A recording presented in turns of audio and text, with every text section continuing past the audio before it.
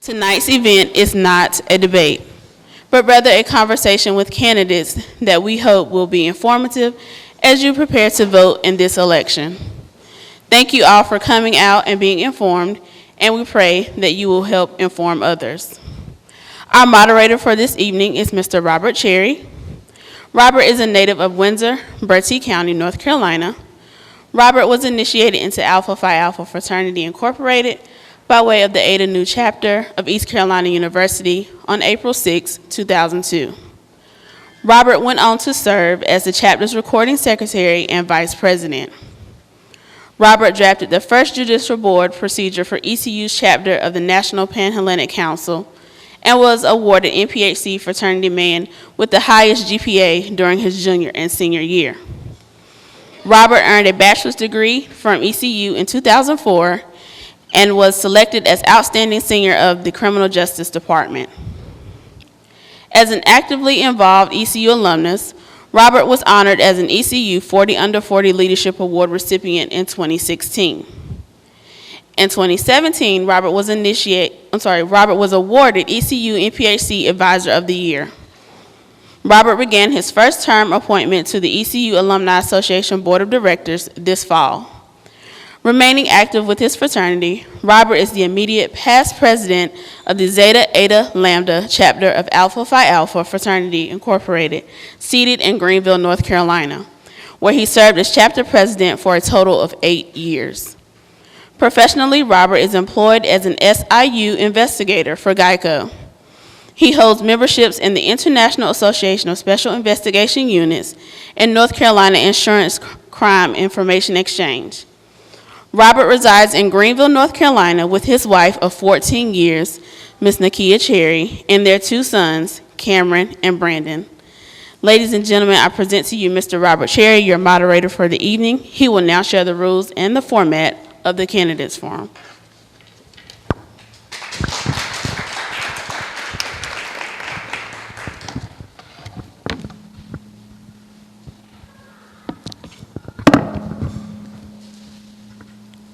Thank you, Rebecca. Rules. Before we begin, we would like to remind everyone of the rules of this forum.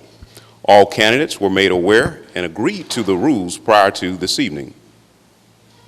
The rules are as follows. To preserve a nonpartisan atmosphere during the forum, no campaign banners, signs, or other campaign paraphernalia will be allowed, including on the candidate's person. Campaign literature may be placed on a designated table on the side of the room after the forum discussion. As moderator, I will interrupt the discussion to enforce the rules and format if needed. Time limits are as follows. 2 minutes for an opening statement from each candidate. 1 minute for responses to questions. 2 minutes for a closing statement from each candidate. The timekeepers will keep track of the time allotted to candidates. The timekeepers will hold up signs indicating 30 seconds left and stop at the appropriate times. Questions from the audience will be screened prior to being asked. Format. The agenda for this evening will follow as shown in your program. Instead of all 9 candidates being on stage at once, we will segment the forum based on individual municipal races in the following order. First, District 1 candidates. Second, District 2 candidates. Third, at-large candidates. And lastly, candidates for mayor.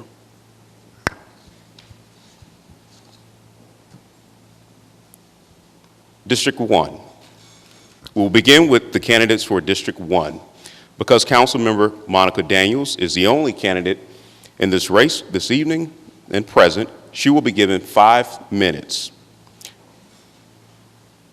Councilmember Daniels, you may begin with your opening statement and share your platform beginning now. Good afternoon, everyone, and thank you, Mr. Cherry. My name is Monica Daniels, and I currently hold District 1 seat and am seeking that seat again. I was born in Greenville, but raised in New York City. I returned to Greenville, North Carolina at the age of 21 where I married and raised my children here. I love this city. I have enjoyed sitting on the City 1 Council seat and serving my community. My platform thus far, since being appointed in January, has been communication and accountability. I have walked the streets of Greenville in each one of my neighborhoods. I've met with individuals. I have visited churches. I've listened to the citizens, their concerns, and their needs. I've been transparent. I've made no promises that I cannot keep because I know that we do this work together. It is not a one-man show. In running for City Council and serving individuals here, I've found that in our communities, there is a lack of balance, and I'm trying to bring that balance back. But that begins with us. In each of our communities, it is our responsibility to care for our neighbors, care for one another, and help build this city. As a City Council member, it has been a pleasure to meet with everyone. It has been hard because people don't play. People are very honest, forthright. One thing that I've learned is, as a citizen of Greenville, I've utilized a lot of the services that I've realized that a lot of people do not have access to or are not aware of. Some of those are housing. I believe that housing and home ownership is a wonderful opportunity for citizens, and the resources that we have here in Greenville should be known and available to all of those citizens. I was fortunate to be a recipient of housing and to raise my children. We've learned that home ownership, financial literacy, education, all those things that make for a better community, a better and a stronger community, which makes Greenville a better and a stronger city. And that is all.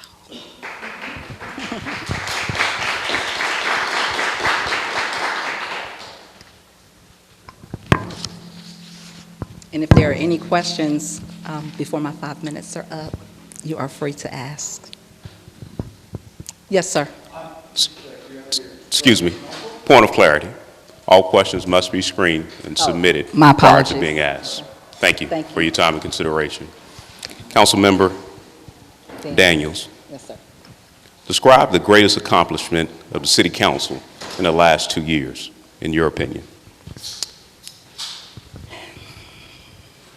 I think the greatest accomplishment of the City Council, other than working together in unity, has been the opportunity to rebuild Greenville as a whole.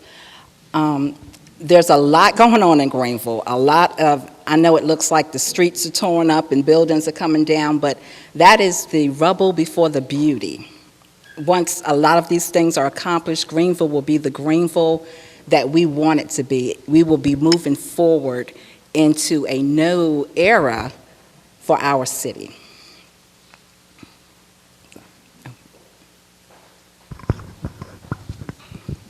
Councilmember Daniels, Yes, sir. describe the greatest area of improvement needed by the City Council in the next 2 years. With no doubt, it would be unity. I think that Greenville needs to, we need to focus on the entire city, not just one area. We need to focus on creating jobs, homes, all those things for every area in Greenville and not just one district. I think as we rebuild, as we grow, we need to not hop over areas and just focus on specific areas, but we need to include each of our citizens in the changes and the growth that is occurring here.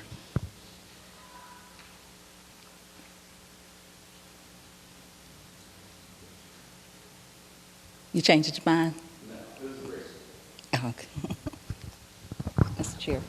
Councilmember Daniels, in what ways do you intend to connect with your constituents? In every legal way possible. I think it's important to speak with people, to be available to individuals.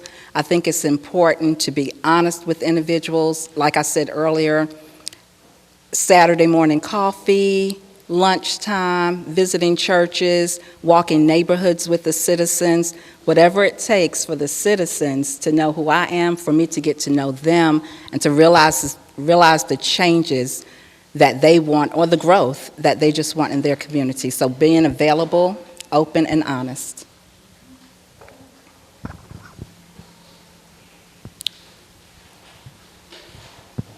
Seeing there are no further questions, Councilmember Daniels, thank you for your time and consideration. Thank you, sir. Thank you, everyone. Excuse me. And as we wait, I know that I'm unopposed, but I would still love your vote, District 1, for all those who live in my district. Councilmember Daniels, a question from the audience reads as follows. What is your plan to revive Operation Sunshine, Strive, and the Little Willie Center?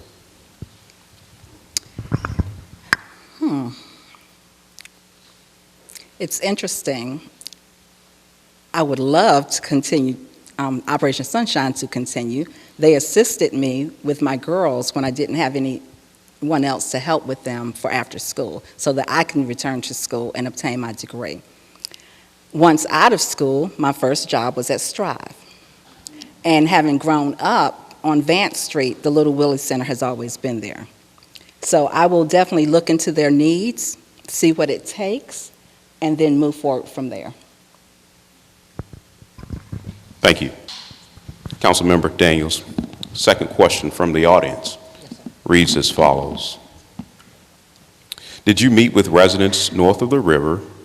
And if so, how have you addressed their needs? I have met with residents north of the river. I actually live north of the river. I reside in Countryside Estates, where my family and I have lived for the past 15 years. I've attended a neighborhood association meeting and heard the concerns. We've brought the police there, housing, and other areas. And so from what I've heard from the citizens there, we have been moving forward. The lighting is there. During the storm, I went through the neighborhoods to ensure that the drainages were clear, sent that in to those who can clean it up, and we are moving forward across the river. We're growing. Thank you. Councilmember Daniels, do you have a closing statement you'd like to provide? If so, you have 2 minutes starting now.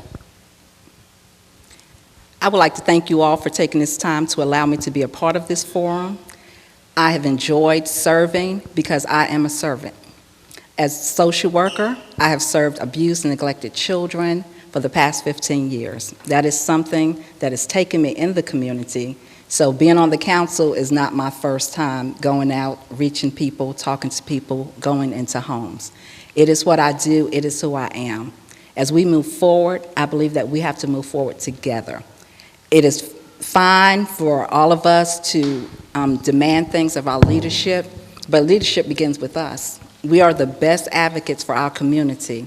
My phone is always open my doors are always open, so I'm there for the citizens in District 1 and Greenville as a whole. One good thing about our current council is we work together as a team because we know what is important, and that is the citizens of Greenville. Thank you.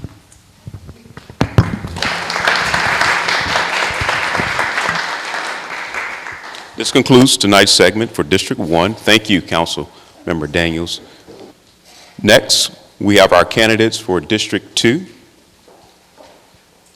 The candidates for District 2 will be given a collective of 30 minutes. Please welcome Councilmember Rose Glover and candidate Ernest Reeves.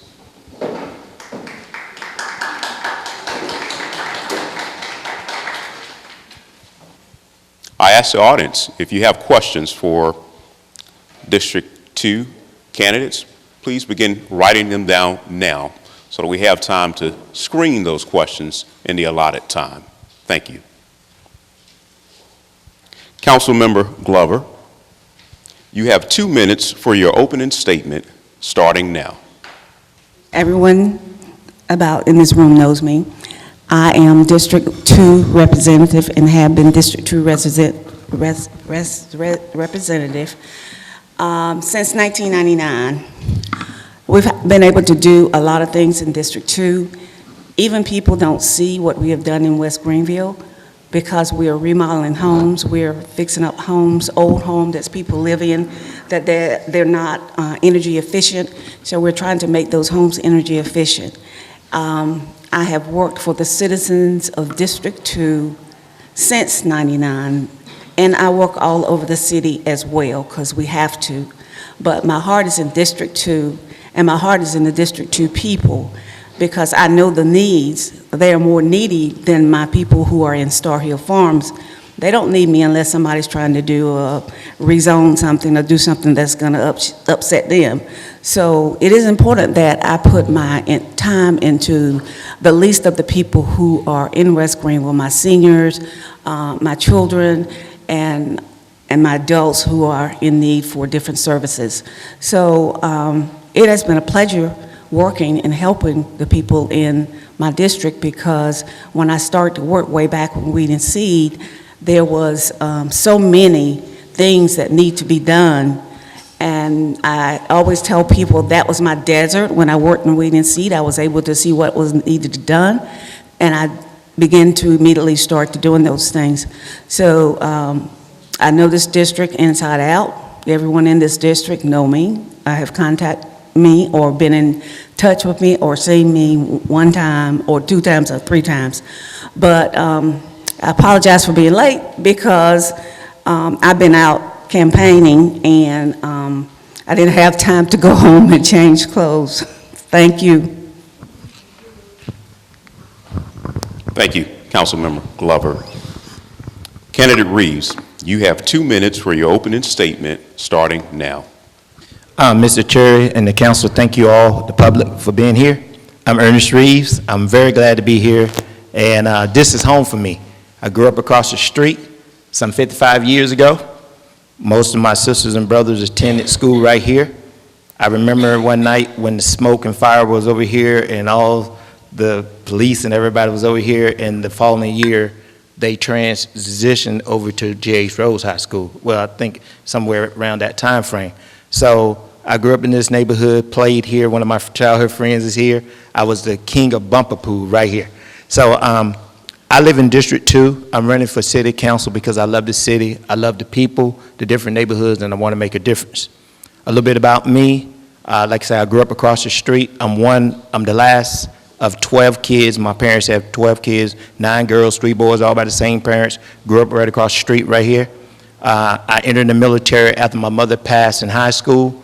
I got that call the following year. I went into the military behind my 2 brothers and served 20 years in the military, 9 years as a enlisted soldier sergeant, 10.5 years as a military officer. Had a great opportunity to go and work in corporate America, and then I came back to Greenville to spend some time with my family, my older elderly family, which I enjoyed, helping them, and my passion is helping people.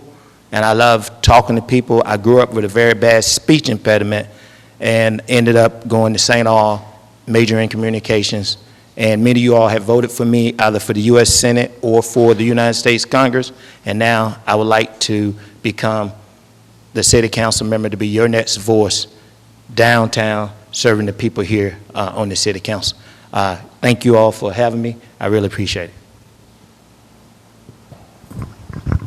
Thank you, Candidate Reeves. Councilmember Glover, in what ways do you connect with your constituents? I always like to be personal with my constituents. I will either go to their homes or I will invite them to my home. And mostly the seniors are the ones who call me most of the time. But then there are other issues that I have to go and address right away, like some housing issues with slum landlords and things like that. But the way I connect with my people is through my heart. And I connect with them and try to make sure that every need that they have is taken care of before I finish with them. Thank you, Councilmember Glover. Candidate Reeves, In what ways would you connect with your constituents? Well, everybody knows me. I love to talk, so I spend a lot of time at Walmart, McDonald's. Many days, my sister, she's been on the Great Bus route for 34 years, and they'll go through her to get to me and want me to call them to come and talk to them, whether it's to pray for them or if they need help. I help a lot of people by phone. They'll call me if they need housing or something like that, and they can't get help from the city council. I'll make a couple calls or maybe write a letter for them or try to help them myself personally. So that's what I've been doing. That's what I will continue to do if I'm fortunate enough to become the next voice on the city council for District 2. Thank you, Candidate Reeves. Councilmember Glover, describe yourself and how you think the city can benefit from your leadership. Well, I describe myself as sweet and aggressive. So that is how I work with people, and that's how, you know, if I have to be in a situation where I'm fighting for someone, it's going to be a fight. And I can be real sweet, and I can be aggressive with that fight. Whatever's necessary so that I can get that particular citizen's point across and their needs across. So, like I said, I work from my heart. I'm a minister at heart. And I do know how to talk, and I do know how to go up and down whenever it's necessary. And but the main point is that I get my citizen taken care of. Thank you, Councilmember Glover. Same question, Candidate Reeves. Describe yourself and how you think the city can benefit from your leadership. I consider myself as a person that's reliable. If I tell you I'm going to do something, I do my best to try to do it. Most people know that sometimes when you leave the military after being on time for 20 years, sometimes you might be a little bit late, but if I tell somebody I'm going to do something, I would try my best to get it done. If I can't do it, I'll tell the person that I can't do it. But 99% of the time, if someone calls me for help, I'll do whatever and move mountains to try to help that person. If I can't do it, I'll call some pastor, or if I may call the city council member, or I may, you know, just go through another means to try to get them some help. Sometimes if they, you know, they need loans or something, I'll try to put them in contact with people that, you know, that do loans. But I'll do my best to try to help them. So I consider myself reliable, and I love talking, so I think those skills can work should I be the next voice on the Greenville City Council. Thank you. Thank you, Candidate Reeves.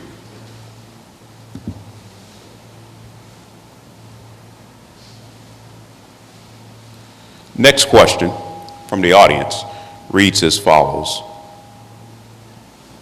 It appears that East Carolina University continues to move further into the community. What are your thoughts, and how can the neighborhoods and people there be preserved? Councilmember Glover. I realize that both the hospital and ECU is encroaching on our neighborhoods, but as a representative, I will stand flat-footed with the community and say, you can't have our community, because a lot of these people have been living in these homes. These are generational homes that are in West Greenville. People have generations and generations has lived in those homes, and my job is to make sure that they live in those homes. And if the hospital or the medical school decide to encroach, I am right there at the hospital. I mean, only thing that separates myself and the hospital is Memorial Drive. So I know that I will be fighting for everyone as I fought for the people, for the citizens on Farmer Boulevard, to make sure that they got decent and good housing when they were asked to move, and make sure that they got a minimum housing wage that they could from their sale of their property, so that they could be able to buy another home without being in debt. Thank you, Councilmember Glover. Candidate Reeves, same question. That's a very serious question. It's one that I like to, I've talked to many in the community, and it's just not ECU coming to where this neighborhood, they're already here. And many people consider gentrification, and I know that that wasn't the question, but what's happening is right now, They are tearing down houses, building new houses, and the people that could live there can't live there anymore. And then what happens is they are building other housing area where the people here, they can't afford to live there. And just a case in point, they changed Farmer Boulevard to 10th Street Connector, then they put on Dr. Leo Jenkins, plus, they named the bridge after Dr. Best. But many people have complained that they don't know that that has taken place. So what's happening is we have to make sure, I would like to see the city council put a permit in place for builders and a tax that if they move into West Greenville and build a house, that they have to pay a tax to the city. Thank you, Candidate Reeves. Next question from the audience reads as follows. If elected, what are your proposals for the city and the community? Please tell us what solutions you will propose for the community. Councilmember Glover. I can tell you the solutions that I have already started, and that is to improve the homes in West Greenville, and also that we are not left out of any planning, because West Greenville is one of the oldest communities in Greenville. And so therefore, we're going to protect our citizens, we're going to protect our community, we're going to protect our properties, and make sure that gentrification does not happen to us. As you know, there is quite a bit of rental in West Greenville, but they have to look after the community and do what they're supposed to do, just like we who own our homes there. That has been a big thing for me, and all the landlords that are in West Greenville, they know me. Some of them sold their property to get away from me. So, if anyone else wants to sell, they can sell that. We'll take it and build and remodel a house and make it a home for someone that's to live in. Thank you. Thank you, Councilmember Glover. Candidate Reeves. Yes. Should I be fortunate enough to be the next voice on the city council, I'm going to start over from scratch. I want to call the community together. I know the plans that we have, we're going to continue with those plans that's already set in motion, but I want to call the business leaders together, and we want to come up with a list of 5 priorities for our community, and we're going to tackle them together and one by one. What's been happening is in this district, 5 years ago, they had a great revitalization plan. That plan is still going on now. The people are saying, what's going on? But they're saying houses being torn down and empty lots. But when those houses are rebuilt, they're not going to the people that used to live there. And if you can't afford to pay your rent, certainly you can't afford to buy a house. So we need to start with that. But a new list, bring the community together, we're going to get things done. We're not going to do what we've done before. That's my priority. That's my promise to you, and I'm asking you for your vote. Thank you. Thank you, Candidate Reeves. Next question from the audience reads as follows. What are your plans for social redevelopment within the community? For example, what social programs do you plan to implement to better help and assist the youth to get a head start on adulthood? Council member.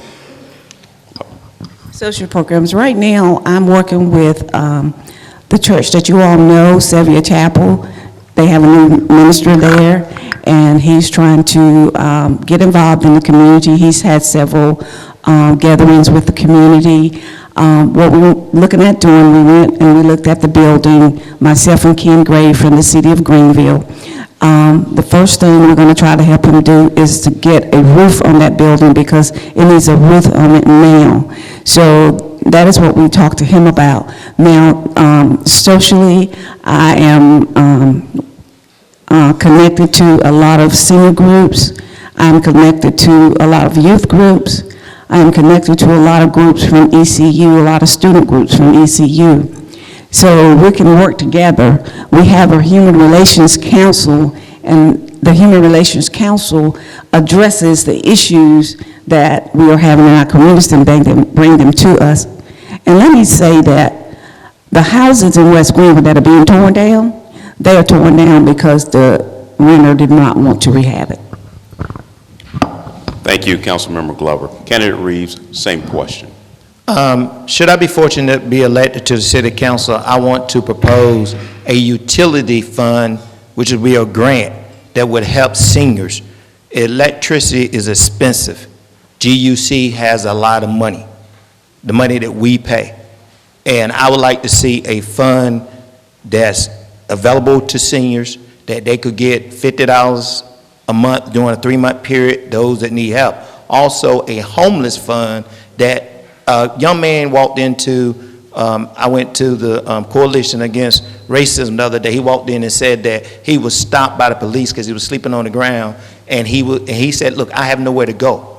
And we live in a city that's prosperous. We must do something about that. A homeless fund that, if nothing more, it could provide hot soup when it's cold outside and give somebody a pillow and a blanket, and at least come up with an area where, maybe they don't, it's not what they desire, but at least they can be warm when it's cold outside. We must do something to help the citizens of District 2. We can't keep doing what we've been doing. It's not right. Thank you, Candidate Reeves.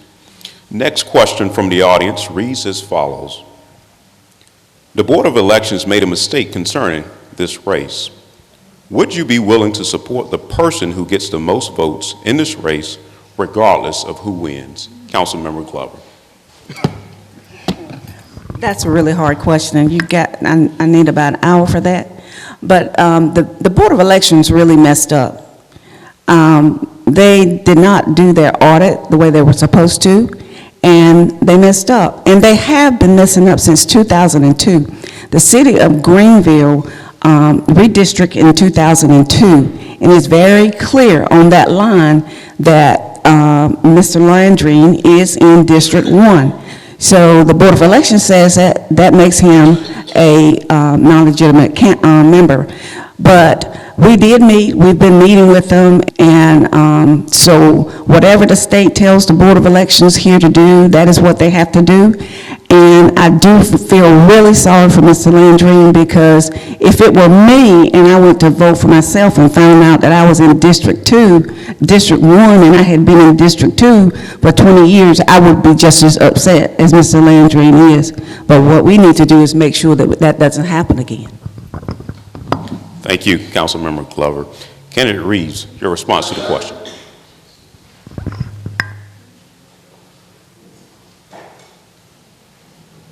Candidate Reeves, your response to the question. I made my comments known at the Board of Elections the other day, so I will, most people say I'm real and duly, but for this one, I'm not going to make any comments because I don't know what the outcome of the race is going to be, and I don't want to be held legally for what I say. So I will just take a pass on this. I made my comments known. You can go back and look at, all the news reel. I did apologize to Mr. Landry. It is a travesty, to say the least, and no one should be treated that way. The board made a decision, and I won't sit here and tell you now that if she get more votes than me or I get more votes than her, those are some that we have to wait until the end to see how it shake out. I don't think I don't think it's right for Councilwoman Glover or myself to answer that question legally, because it may end up being different. Thank you so much. Candidate Reeves, thank you. Next question from the audience reads as follows. Candidate Reeves, this question is directed towards you. Can you tell the citizens what you have been doing recently to benefit the community? Candidate Reeves, yes. Well, as you all know, many of you all have seen my signs and stuff. I have been on the political campaign trail. I was one of the 20-plus people to run for Congress. And of course, I ran throughout the 17 counties, which is, it takes very time-consuming, very expensive, telling people about my platform, and also making sure that people understand that, that everyone deserves an opportunity to serve. And being a member of the minority community, I always stress the importance of homeownership and minorities in government and being able to serve the people. I have several companies that I own, and I help people. I'm a community advocate, but I do it behind closed doors. Many people contact me for help. I do that. I'm also going around throughout the community helping seniors. Many seniors call me. Either I read for them, make runs for them, help them with different things of that sort. Thank you. Thank you, Candidate Reeves. Next question is from the audience and reads as follows. Councilmember Glover, this question is for you. All right. Mayor P.J. Connolly has used your image in his campaign materials. Do you align yourself with the mayor who aligns himself with President Trump, who does not favor affordable housing? No, I do not. There are things that we're not always going to be the same, but I can say that we work together well. Everything that I have put forth for our community has been passed during the city council. During this stay on the city council, I have worked with many. I have worked with Republicans. I've worked with Democrats. I worked with independents. But as long as we know that we don't let our Democrat or Republican get in the way, we can work together and make Greenville a whole lot better place to live, and including West Greenville. I never leave them out, so we can do that much better. I probably didn't answer the question like you wanted me to. Thank you, Councilmember Glover. Next question for both candidates. One of the city's goals was to work on enhancing neighborhoods. What initiative have you pushed to deal with this goal, or seeking election? What are some of your ideas to enhance neighborhoods? Councilmember Glover. Some of my ideas to enhance the neighborhood would be to build affordable housing. If we can build affordable housing as we did at Nathaniel Green on 5th Street, that was a project, but was for affordable housing, and that was successful. Also, there is another project in District 2 that was built on Hooker Road, and that was successful. And we have the opportunity to make West Greenville much better by building affordable homes, townhomes, or whatever homes it is, so that the seniors, if they want to, can move out of their home and move into a nice home where they don't have to pay high utility bills, they don't have to worry about the water or the electricity being cut off. So those are the things that we can do to make our community better. I know the needs, and I just have to work with my council people to make sure that our needs are being taken care of. Thank you, Councilmember Glover. Candidate Reeves, your response to the question. Yes, I put forth on my website something that doesn't only benefit District 2, but the city as a whole. I'd like to see a brand new mall brought to Greenville. And I think that it will add jobs, and I would like to see also 5th Street restored. My father used to have a business here in Greenville. He had a landscaping business. My uncle had one of the first black barbershops here, Dupree's Barbershop. When I used to be the paper boy on 5th Street, we had everything from Fleetway to the Tea Room. You go down 5th Street, businesses sprawling, African-American owned business. I used to be the paper boy going up by Barnard Lane, and I would like to see that restored. They've been talking about it, but nothing has happened. I would like to see that happen, but I would definitely like to see a new mall brought forth. Should I be elected to be the next voice, I'm going to push one of my first priorities. I'm going to bring a brand new mall with people being hired, written into the rules for people being hired right here in Greenville from District 2. Thank you. Thank you, Candidate Reeves. Councilmember Glover, you have 2 minutes for your closing statement beginning now. What I'd like to say is I will continue, if I win the election, when I win the election, I will continue to work for the underserved communities. I will continue to bring up affordable housing. We need affordable houses in these communities, because in the communities that these people stay, that they are paying rent to live in substandard housing, and they're paying more rent than it would cost them to live in an affordable house. The utility bills, or some people have called me, the utility bills were $1,100 or $1,200 a month. That is absolutely ridiculous. And so we know that because of the housing being so old in this area, then that is why they cannot get their homes fixed. We have been given an endowment, this council and myself, and we have committed to do at least 10 homes, weatherize at least 10 homes, and helps our Jackie Robinson League, and help some of the nonprofits in our community who are working, trying to help our children and trying to make sure that they have a place to go when they get out of school. I was very instrumental in the Lucille Gorham Center, and that is continuing. It has not been all glory. We have had to fight, but because we feel the university has tried to encroach and they don't want to, they want to put who they want to there, but we just can't let that happen. It is a community center, and that's community, our community. We deserve that center, and the monies were put into that center with donation money and some city money, but we cannot let anyone come in and take over. Everybody says that ECU is trying to take over. Well, they probably are, but they will not do it as long as there is breath in my body. Thank you, Councilmember Glover. Candidate Reeves, you have 2 minutes for your closing statement, starting now. Mr. Cherry, council, all citizens, thank you for having us here tonight. I'm very pleased to be here. Like I said, I grew up across the street. I'm honored to be here. I love this city so much, the district. And I'll tell you, when I was in the military, I spent 20 years in the military, spent about 7 years outside the United States, had a number of normative assignments. And what I found in all those assignments, even in the Middle East, in a combat zone, is that you have to serve people. And I love serving people.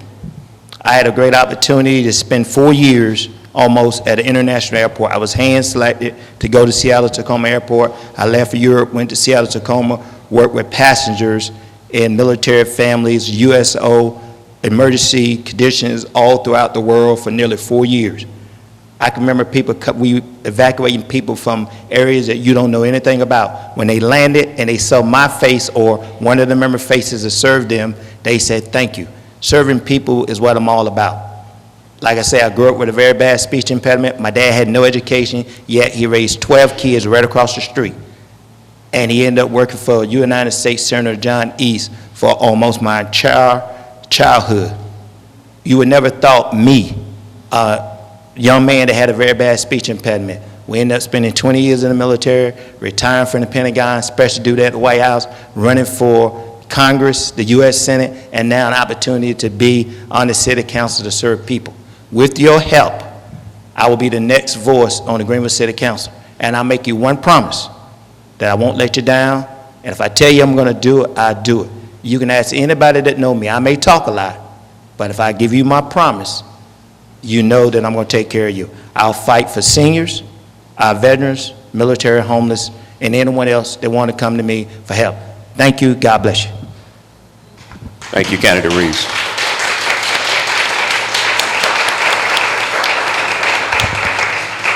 This concludes our segment for District 2. Thank you, Councilmember Glover and Candidate Reeves.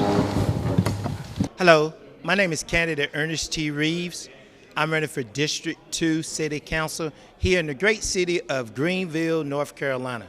We just had a chance to participate in this great forum here put on by the fraternity and sororities here in the area, and it's a great opportunity for me to have participated. It was a very informative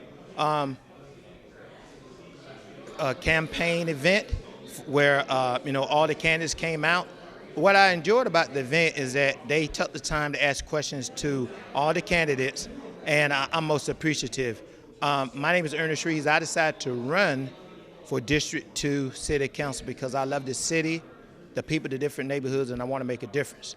I grew up right across the street from this great West Greenville gym. I was somewhat of a champion in bumper pool, and I always enjoy coming back to where I grew up at. And I'm very appreciative that Awesome Radio has given me an opportunity to just let you know a little bit about me.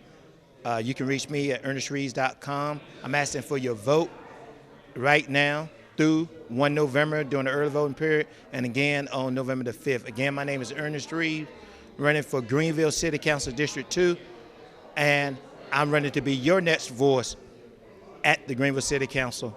God bless you. Thank you. Hi, my name is Rose Glover, and I am at the candidates forum that was held by the Deltas and the the NPHC and Democracy, North Carolina, and it was a great candidates forum. Good questions were asked and good answers were given, and we just want to thank them for allowing us to participate and having candidates forums, because this is how we really get to know our candidates. I look terrible today because I just came in from polling. I've been out all day since 9 o'clock this morning, going to homes and knocking on doors and talking to the constituents of District 2. I've served District 2. This year is 20 years.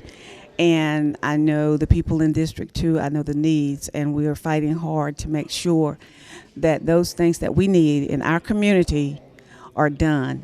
It's never too late to do what we have to do or we should do for our poor community. So I appreciate being here tonight, and I appreciate the ones who put it on tonight, and I appreciate all the candidates that was here. Have a good evening. My name is Rose Glover, and I'm running for City Council, District 2. Thank you very much for re-election. Next, we have our candidates for the at-large seat. The two candidates for the at-large seat will be given a collective 30 minutes.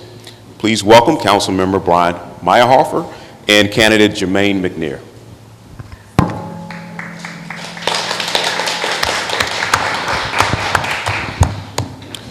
Councilmember Meyerhofer, you have 2 minutes for your opening statement, starting now. How's everybody doing? Thank you for coming out. Appreciate the time, appreciate the opportunity. Mr. Cherry and the Panhellenic Association, it's funny that a couple of years ago, this was the very first forum that I did.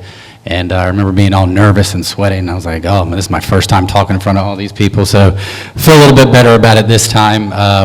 My name is Brian Meyerhofer. I'm the at-large representative on the Greenville City Council. I'll tell you a little bit about myself. I'm 42 years old, going to be 43 tomorrow. I am married to my wife, Sandra. I have a little 5-year-old little boy named Connor who just started kindergarten. I'm a 1999 graduate of ECU. Then I went up to law school in Baltimore, graduated from there in 2002. Then moved down to Washington, D.C., practiced law down there for about a decade, then went down to Atlanta and practiced law down there for a little while, and decided that I'd had enough of that, and I needed to come back to Greenville. Gave me an opportunity to come back here and fall in love with the city for a second time. I was really fascinated by the growth of a city. I've lived in small cities and big cities, multiple countries. I grew up a military brat, but nothing ever really grabbed me and felt like home like Greenville did. A couple of things that I'm really proud of that we've done so far in the City Council. I sat here before the Panhellenic Association 2 years ago, and I said one of the things we wanted to focus on was have less people making a minimum wage and more people making a living wage. And I'm really proud of the fact that in the past 2 years we've seen record low unemployment. We've really put forth work into economic development. The city is a leader with the Economic Development Alliance. It's going to help recruit more better paying jobs. And we actually just found out today the Economic Development Partnership of North Carolina just certified our sites here in North Carolina. So we're going to be one of the few sites listed in North Carolina where a business will see our name and want to move. So very, very good day. Pretty good 2 years. Thank you. Thank you, Councilmember Meyerhofer. Candidate McNair, you have 2 minutes for your opening statement, starting now. Thank you, and thank everyone for being here. My name is Jermaine McNair, and I grew up in this neighborhood as one of the young, forgotten people in our community. I played basketball here in this gym under Travis Clemens. I got into the pitfalls and all the trouble of a forgotten community. I survived through that, and as I began to figure out how to make my life move forward, I made my mother a promise. Because my mother always said that this city was filled with local leaders who used to stand up on the news, get accolades, and be celebrated, and she always wondered why they would pass by the young guys on the corner that we knew were in trouble, probably selling drugs or into everything else. And I promised her that I would build a life, but not only build a life, I would not pass by the young people in our community. So I invested in our community. I began serving, not just as an individual. I had the opportunity to not only raise my daughter, graduate from Rose High, Pitt Community College, East Carolina University, working on just finishing up second degree, studying sociology to address the issues and disparities here. But I began building outreach and partnership initiatives, working for years with our local educators, working with our healthcare professionals, working with our local law enforcement to address the disparities in our communities. And while the rest of Greenville is experiencing this increase in jobs, how many of you know that the 5 census tracts that make up West Greenville are all experiencing unemployment ranging from 13 to 35%? There is a lopsided growth here, and it's time for us to address it and bring a balanced community voice to City Council so that we all can grow together and stop celebrating numbers that the reality is our community cannot see.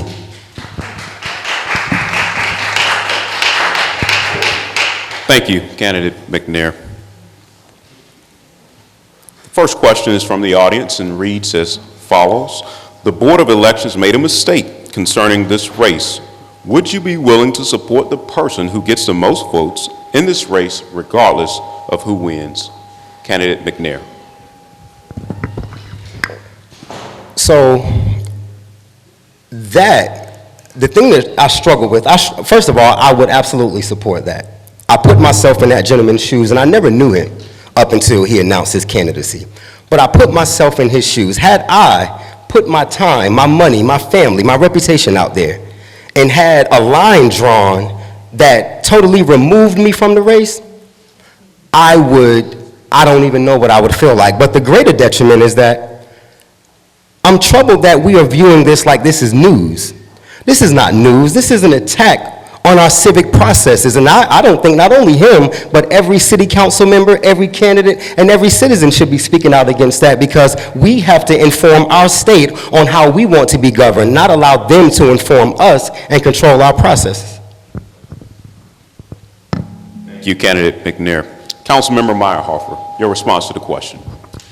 First of all, I think it's a travesty what happened. It's a shame that the Board of Elections made such an egregious error with the zoning there and making sure that they have the candidates in the right district. I actually told Mr. Landrine, I went up to him and told him myself, I said, I think it's terrible what happened to you. It's a shame. I feel really bad. I don't think it would be appropriate for me to, in an ongoing election, to say I would support one candidate over another or anything like that. But ultimately, I think what has to happen is that there needs to be, this happened because of an audit. Well, I think maybe we need to audit how we do our audits so that it doesn't happen again. Thank you, Councilmember Meyerhofer. Next question. Describe yourself and how you think the city can benefit from your leadership. We'll begin with you, Councilmember Meyerhofer. I think it's not a long track record, but I've got a couple of years up there, and I'm really proud of the progress that we made. I mean, I think I would stand behind every vote. Not that you would agree with every single vote that I've made, but I think what's really important is being knowledgeable about every issue that comes before us. And I think that one thing I never want anybody to be able to say about me is that I wasn't prepared. So if you have an issue that comes before us, I want you to know and trust that I'm going to do everything I can to read everything about that issue. And at the end of the day, I will be able to provide a rational explanation for why I went one way or another on an issue. Because I think the worst thing you can do is have people making decisions that are uninformed. So whether or not you've agreed with some of my votes or disagreed with some of my votes, I think I'd be happy to talk to anybody anytime about those, because I feel confident that I can provide a rational basis for why I chose one decision over another. Thank you. Thank you, Councilmember Meyerhofer. Candidate McNair, your response to the question. So I think the council would benefit in multiple ways from having me present. One way would be our council needs a balanced community voice. Currently, we're being dominated by a one-dimensional kind of capital investment in our communities, which we need. But we need to teach and understand that capital investment can work with community investment. But someone has to stand there and be that community voice. The other piece is initiative. I see our council kind of carrying on the legacy of past councils, carrying forward the work, but I don't see any transformative initiatives being brought forth to address disparities, build smart progress, or bring that progress into our communities in a manner that allows our community residents to shape their own economic, social, and cultural environments in a manner that's most meaningful for them. We will be able to support those community residents with the kind of programming that they need. That's what will be different.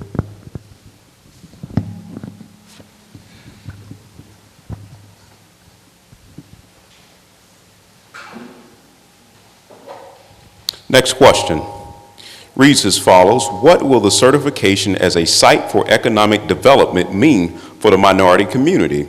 And what is your plan to include more minorities in growth? We'll begin with you, Candidate McNair. So for me, it's kind of just what we just said. There is a strategy called micro-development that is intended to go into communities that are surrounding our center cities.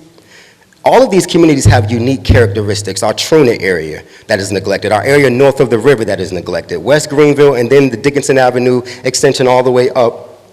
They have unique characteristics that micro-development allows you to go in, capture the unique qualities of that neighborhood, support that with infrastructure that allows each community to shape their own economic futures. The beauty of that is that would allow those communities to shine and thrive in a manner that would allow greater Greenville to achieve something that we have always been lacking: identity. That would make us the next destination city, but we can't get there with this one-dimensional capital development. We have to have our communities participate in the growth. We have got to grow together. Thank you, Candidate McNair. Councilmember Meyerhofer. I actually mentioned that in my opening statement. That's really big news for Greenville because we didn't have this, our name wasn't included. So when a company wants to move to North Carolina, they see a list of these certified sites, and we were not on it. It's actually a shame that this didn't happen, a decade ago, maybe 2 decades ago, but we are now on this list. So when a company thinks about coming to North Carolina, they will now see Greenville, North Carolina on the map. In terms of minority hiring, I think one of the things that I'd like to see happen, and I actually mentioned this on a different project, but love to see job fairs set up. If and when a new company comes to that new certified site, have job fairs set up in the minority communities.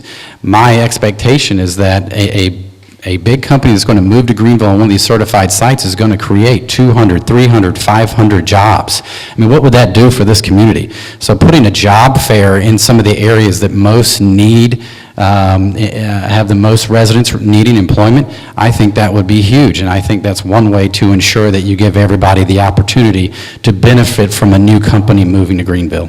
Thank you. Thank you, Councilmember Meyerhofer. Next question.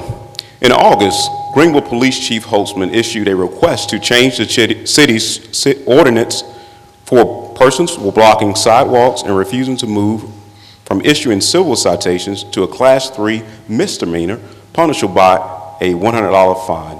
Explain your support or opposition to the proposed change. Councilmember Meyerhofer. Thank you. Actually, I'm not exactly sure where I stand on it, to be honest with you. I think one of the things that it was proposed by the chief in a workshop, but one of the things that was discussed in that workshop is that there's actually a bill, I believe in the State House, where they can eliminate the ability from a local municipality to make a civil ordinance a criminal offense. So I think there's some state law to work out there. In terms of get that out of the way, eliminate any reference to the states eliminating the ability to do that.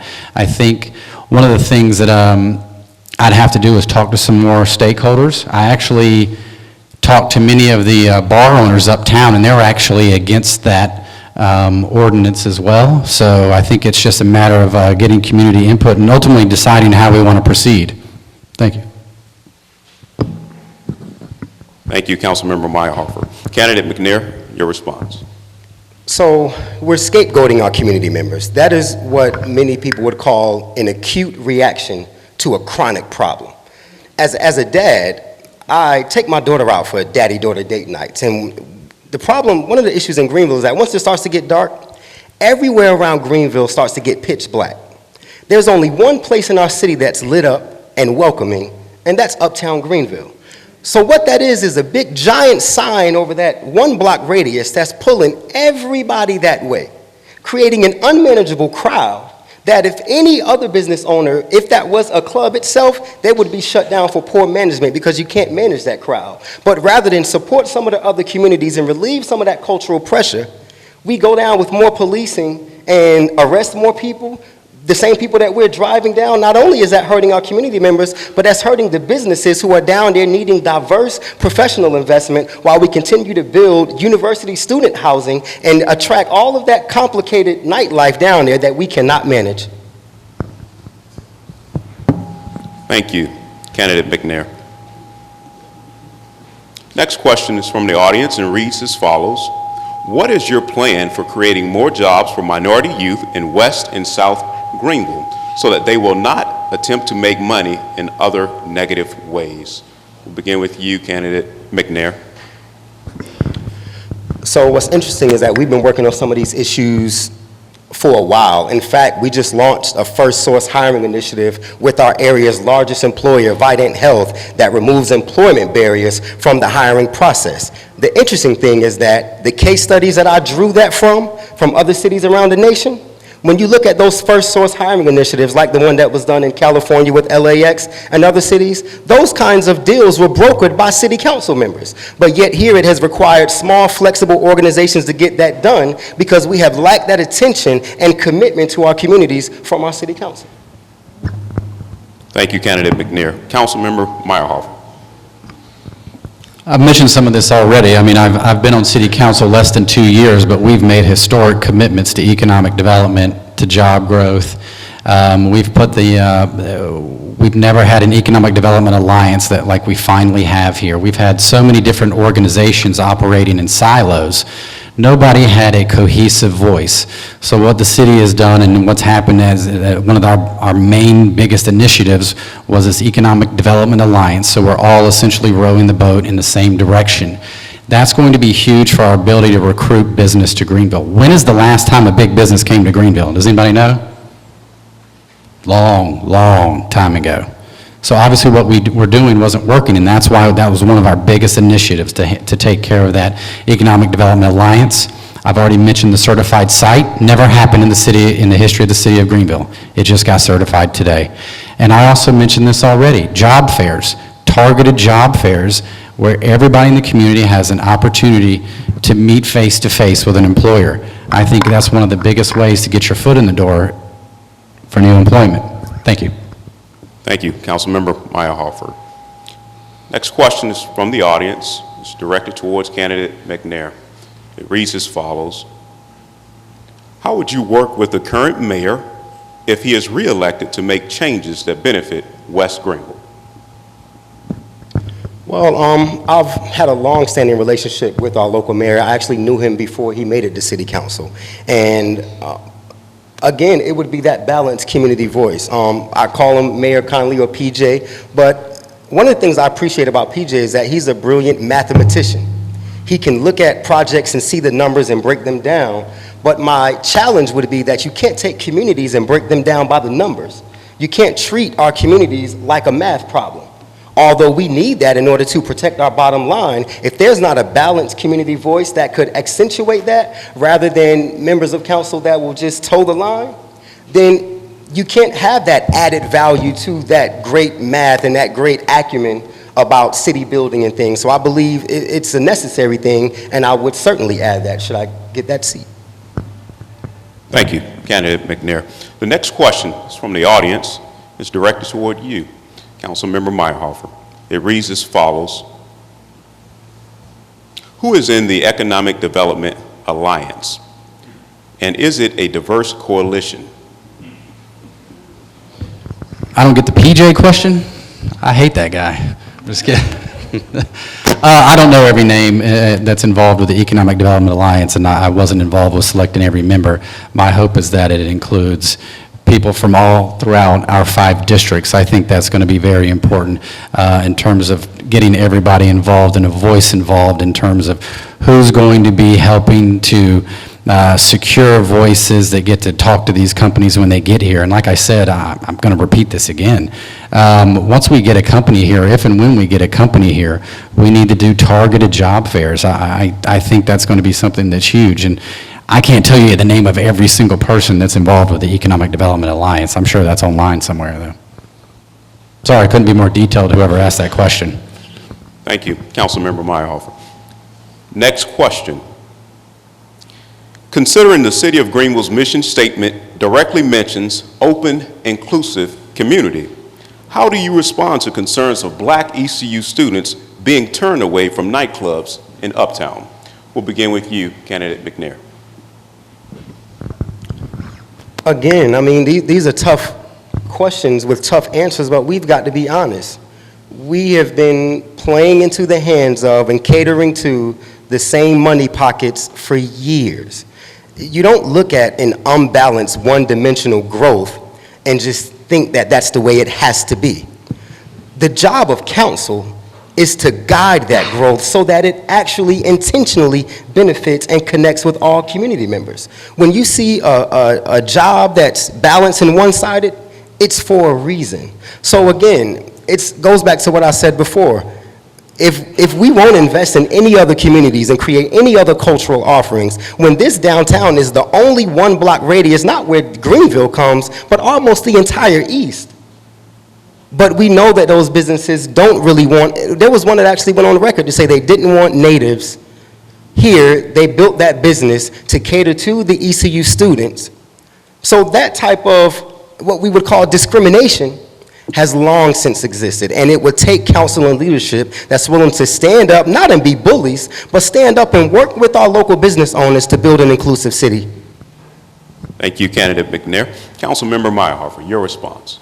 I think one of the first things I would want to do is shine the light on that business. I mean, if in fact, to find out if in fact they are discriminating. I mean, I think that's one way to out somebody. I mean, get it out in the open. If they're the ones doing it, I think if and when something like that were to happen, I bet they would see a hell of a lot less money coming into their coffers, and I would assume that they would not want that to happen. Listen, I don't go out uptown really that much anymore, but I will say, I mean, I've been up to the Still Life rooftop a few times. I've seen a very diverse crowd up there. Now, does that mean that applies to every single group uptown? Of course not. I mean, the last thing I want is to have anybody in our community not feel welcome. I mean, I don't know how many of you guys know this. I mean, I'm the director of immigration at ECU. I mean, I've been doing immigration law since 2003. I mean, my very profession my one and only profession that I've ever had deals with multiculturalism and dealing with people from all different cultures, backgrounds, races, religions from all over the world. So, I mean, the last thing I want to see on my watch is anybody not feeling welcome anywhere in the city. Thank you. Thank you, Councilmember Meyerhofer.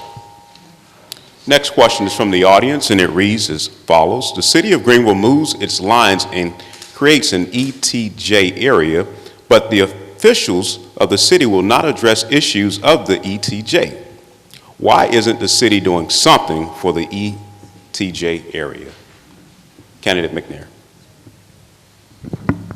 So, as I am not a city official, but I've served in this community and had multiple conversations with our local service providers. I've talked with fire rescue and EMT, and they are already existing in a black hole, meaning they're losing staff while, let's take fire and rescue for an example. You typically need a fire station in a truck for every 10,000 residents. As we are about at 100,000, we have 6 fire stations, trying to work on the 7th, but we're still adding more to the ETJ. While we continue to expand them and run those staffers crazy and continue to lose staff, we're continuing to expand their radius and forcing them to carry more calls. But that's a host of issues in there that we really have to be honest about. And again, stop celebrating just the numbers and the capital growth and really get into what our city is supposed to be doing, which is called smart growth that preserves, protects our public good while we manage a growth that we all benefit from. Thank you, Candidate McNair. Your response, Councilmember Member Meyerhofer. It's almost a purgatory, I get that. I mean, I don't love it. I'd be fine if we eliminated the extraterritorial jurisdiction. I think we need to really make clearly defined lines. I mean, we saw what happened with some election lines in a different race there.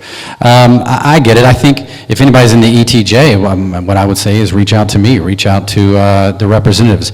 I know we can find a solution. If you feel like you're missing out on a service and you live in an ETJ, there's a way we can communicate and coordinate with all the surrounding municipalities to see how we can satisfy and serve the needs of the people in those ETJs. But listen, I don't love it. I would love I would love them to be clearly defined in one municipality or another.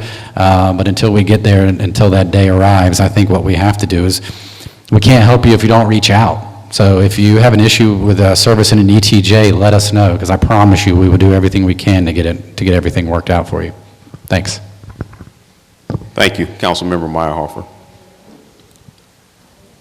Many community members have called for the city to establish a civilian police review board to oversee allegations of officer misconduct.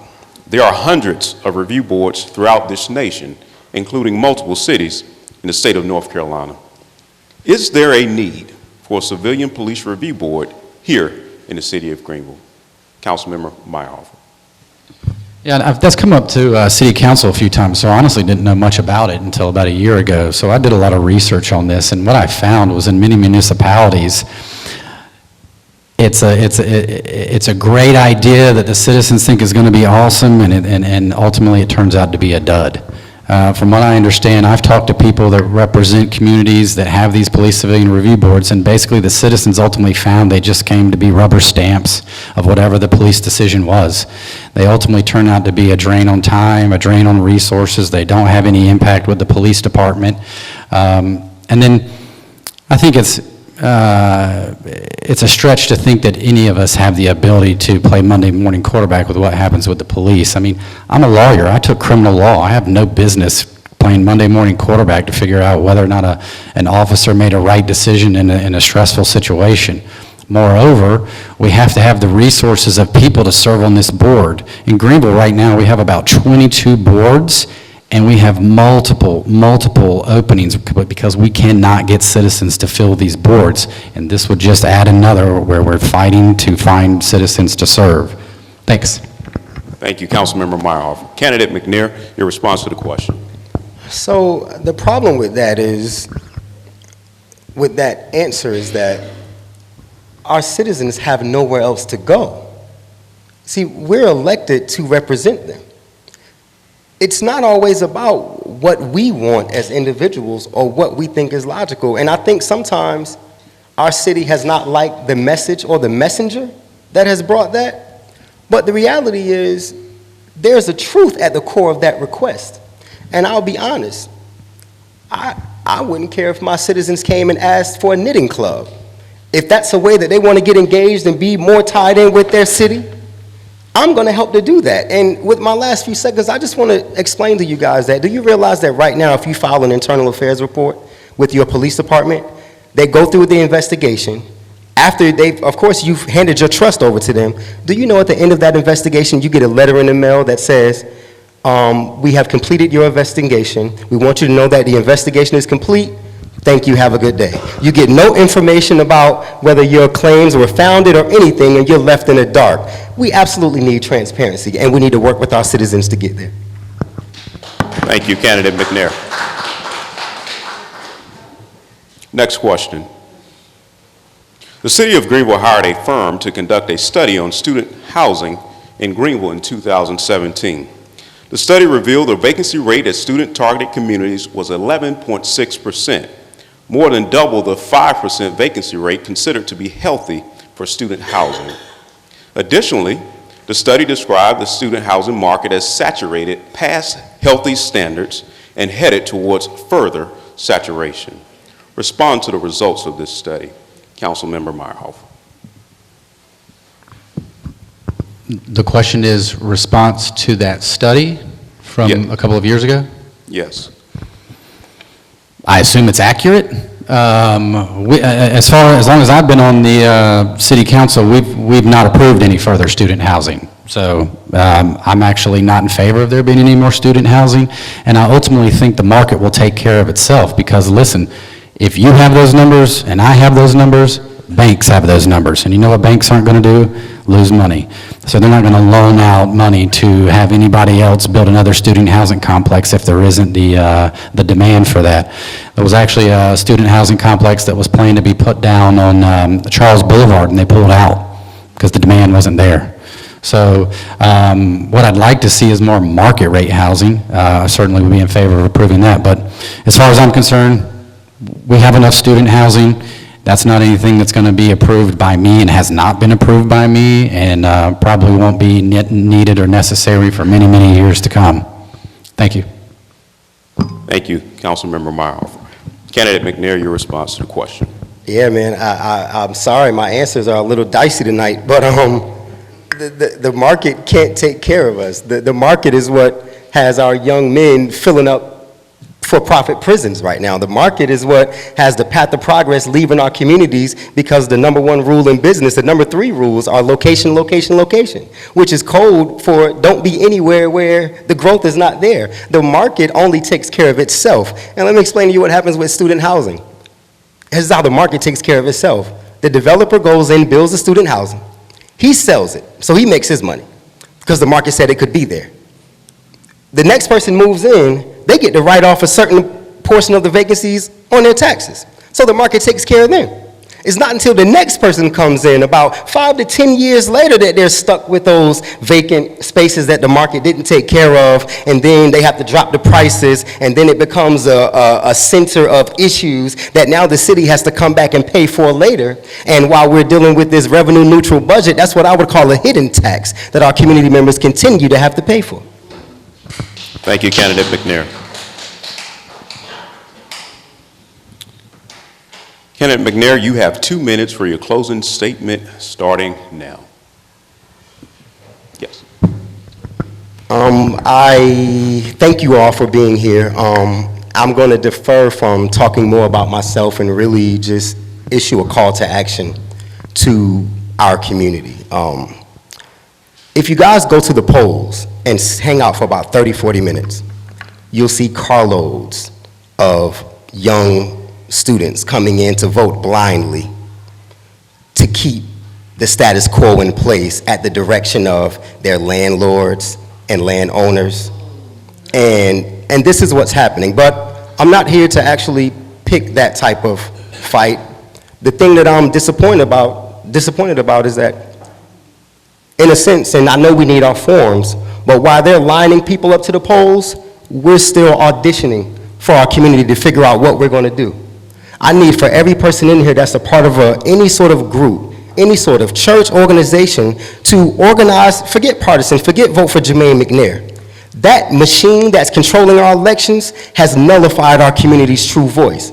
If you don't get people to the polls to just vote, that's the only way we can fight this. So please, I implore you, work within your organizations, work within your community members, become a captain, take charge of commitment and say, I will get 25, 30 people to the polls. But let's have our forums, but let's also mobilize and allow our community to get its voice back, because we have absolutely lost it and we have got to have it. Thank you. My name is Jermaine McNair. I'm running for City Council at large. Let's grow together, y'all. Thank you, Candidate McNair. Councilmember Meyerhofer, you have 2 minutes for your closing statement, beginning now. Thank you again, Mr. Chair and the Panhellenic Association. It's not lost on me that this is a very West Greenville-centric forum this evening. So I want everybody to know that I actually used to live in West Greenville. I have a lot of love and appreciation for West Greenville. I think the beauty of West Greenville and the problems of West Greenville, that it is one of our oldest communities. And what happens when you have such an old community? It takes more effort, more resources, and more money. Ultimately, I want to make sure that we have resources dedicated over here. I've always worked with Ma Rose, and I will with Councilmember Daniels as well, to make sure that we're taking care of this area. One of the things I'm very proud of is that we dedicated extra funding to help the field right here and help the Jackie Robinson League. I've been a big supporter of the Jackie Robinson thing. I think that's great for our future, great for our youth. These might be the kids that are in high school with my kid one day. I actually advocated to have the Jones Lee historic home moved over to West 5th, but I was told they couldn't handle the railroad tracks moving that old house. It probably wasn't going to make it. As far as I'm concerned, we've had a pretty good 2 years. That doesn't mean we're there yet. We still need to work on our infrastructure. We still need to work on economic development. I've heard a lot of conversation. I'm actually glad I showed up here at 6 o'clock tonight because there was so much conversation about affordable housing. Well, one way you make housing more affordable is to give everybody better paying jobs. And like I said 2 years ago, I want to see less people making a minimum wage and more people making a living wage. And one way you do that is to get more better paying jobs here. And we have taken historic strides to do that here in Greenville. I appreciate your time. Thank you so much for having me. My name is Brian Meyerhofer. I'm on the Greenville City Council, and however this turns out, if I'm fortunate enough to win, I want you guys to know you can reach out to me anytime. I appreciate it. Thank you. This concludes tonight's segment for the at-large seat. Thank you, Councilmember Meyerhofer and candidate McNair. Hi, my name is Jermaine McNair. I am your candidate for City Council at Large for the City of Greenville. I am running on a platform that will allow us to grow together. When I say grow together, we are experiencing growth right now, but it's one-dimensional growth. It is growth that is buildings, bank investment, but not investment in our most critical asset that our community has, our people. We have neighboring communities around our urban core, our uptown Greenville, that have unique characteristics, unique identities, that we need unique community-based, balanced community voice that can tap into these communities, capture the unique essence, the unique qualities, the unique skills that live inside these communities, and empower our local communities to shape their own economic future, to shape their own cultural, social, and economic environments. And the only way we will be able to do that is if we have leadership that is connected to the community. I have served in our community for years. I have worked across multiple divides, multiple sectors, spent years working with our local education systems, our local healthcare systems, our local criminal justice systems, advocating for our young people, our parents, and those that serve our communities from top to bottom. And I've been able to design integrative programming that have allowed us in these communities where our disparities are highest to come together for solutions. And right now, as we are facing this economic boom, I believe that when the 2020 census comes back, we will have hit a threshold that is going to open us up to a new wave of outside investment, that if we don't get past some of these divides that are ripping across our community, we're going to get hit with development that we have no plan for, no ability to engage with, and no ability to guide that for smart growth that can nurture our future, nurture our families, and nurture our identity, making Greenville the next destination city. When I say grow together, I mean grow together for all parts. Vote Jermaine McNair for City Council at Large, Greenville. Thank you. We have our candidates for the Greenville mayor's seat. The three candidates for mayor will be given a collective of 30 minutes. Please join me in welcoming Mayor P.J. Connolly and candidates Renee Boston Hill and Demetrius Hicks. Mayor Connolly, you have 2 minutes to provide your opening statement, starting now.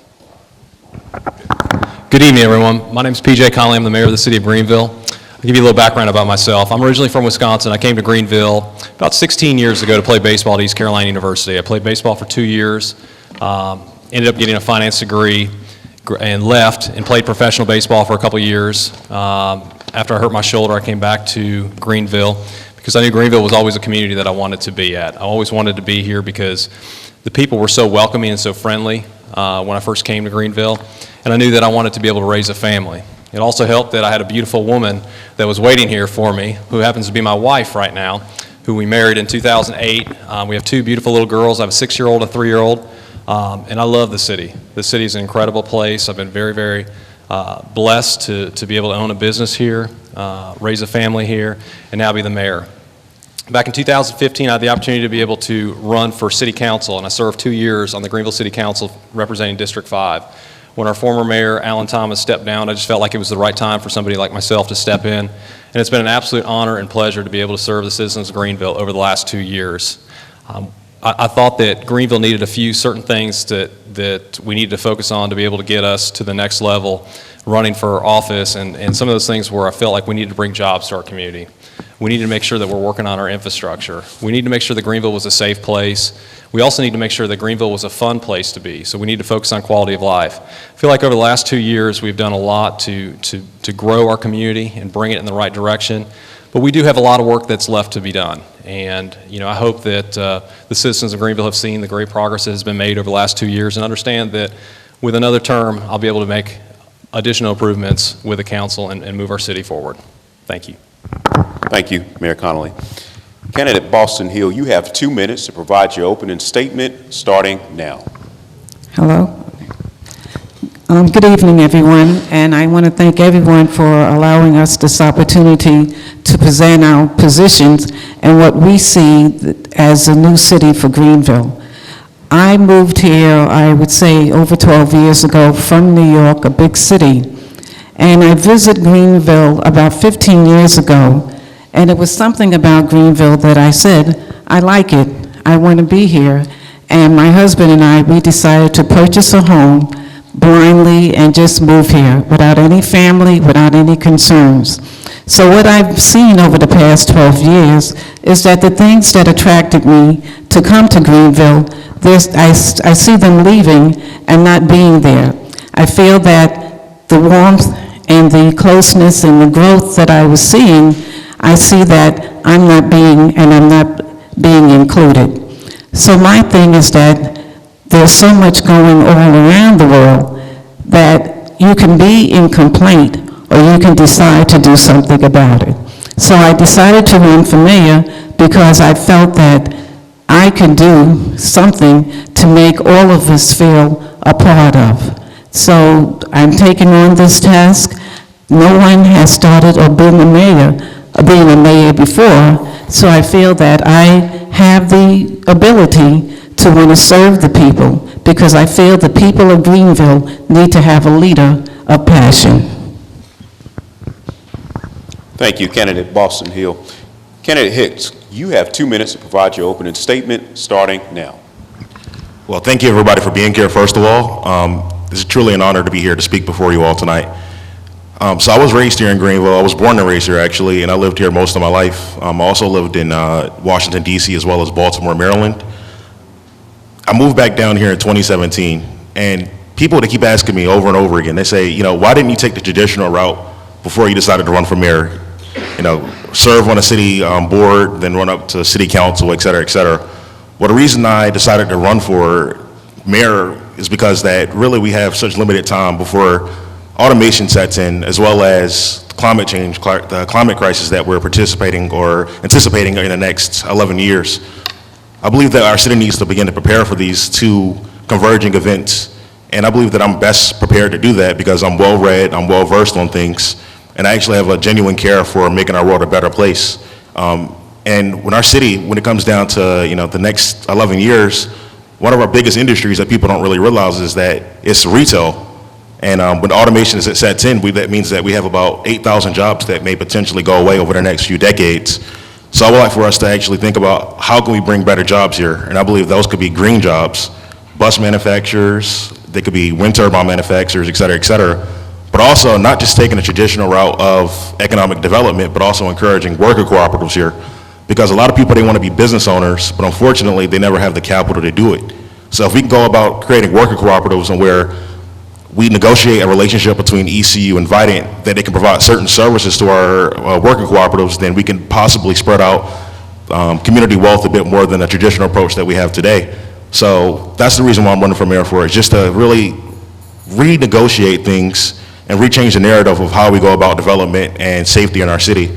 It's really easy just to say, add more police officers and that's how we deal with safety, but we have to really address the issues of why people are committing crimes in the first place. So I really do appreciate you all being here, and I look forward to answering some questions. Thank you. Thank you, Candidate Hicks.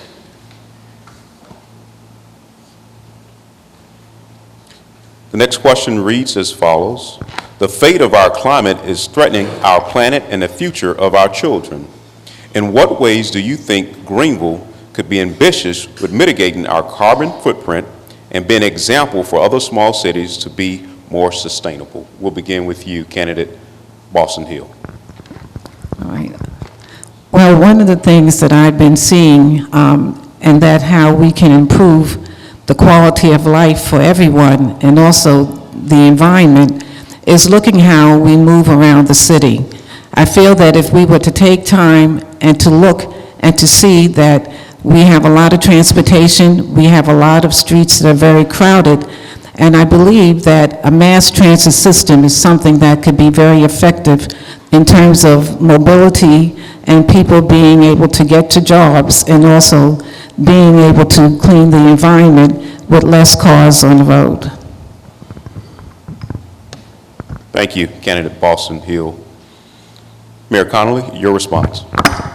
I think one of the things that we could do as far as the carbon footprint is concerned is continue to make an emphasis on consolidation of our bus services. One of the things that we had talked about a couple of meetings ago was potentially partnering with East Carolina University, partnering with Vidant Medical Center, and some of the other transportation companies throughout our area and potentially offer more services. But also, in addition to that, I think it's important that we have multi-modes of transportation, which is something that we've been working very hard on over the last couple of years to continue to grow our bike lanes, to grow our sidewalks and our greenway system, to make sure that people have alternate modes of transportation throughout our community. So I think we need to continue to do that, continue to invest in that, and understand that not everybody has the luxury of having a vehicle, but we need to make sure that we have the necessary infrastructure for them to be able to get to employment, get to the doctor, or anywhere they need to go throughout the community. Thank you, Mayor Connolly. Candidate Hicks, your response to the question. I think it's easy for people to assume that we just need to put up more electric cars on the road in order to mitigate the effects of the climate crisis, but I think that's an easy approach, an easy way just to go about things. But really what we need to do is encourage more mixed-use development so that people can live closer to job centers. And we have, grocery stores, schools, et cetera, nearby, so they can walk to work, they can bike to work, and things of that nature.